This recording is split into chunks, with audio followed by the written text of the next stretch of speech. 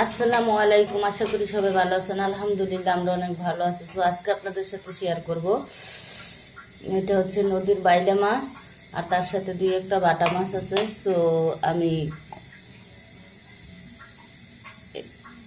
এটাই আপনাদের সাথে শেয়ার করব।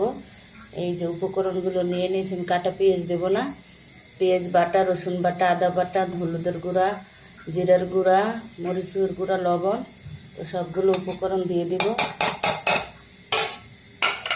দিব তেল। তো আজকে আমার কাঁচামরিচ নাই, ধনিয়া পাতাটা না, এমনিতেই রান্না করবো, বাজার দূরে আর যাওয়া হবে না। আরও অনেক কিছু শেয়ার করব, সেটা আলাদা ভিডিওতে।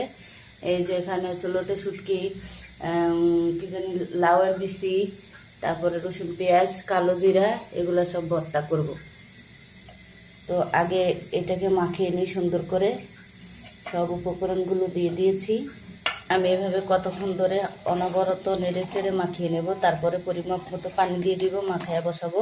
তো সুন্দর করে মাখানো হয়ে গেছে, পানিতে দিয়ে দিব পরিমাপ মতো। এই তো দিয়ে দিছি, চলেন বসিয়ে দিব। সো দেখেন বসিয়ে দিলাম, চুলা জালটা দিয়ে দিলাম, হইতে থাক। সো দেখেন তরকারিটা বলক এসে গেছে, হতে থাক। তো দেখেন অবশেষে আমার রান্নাটা হয়ে গেছে। একটু জিরার গুঁড়ো দিয়ে দিব,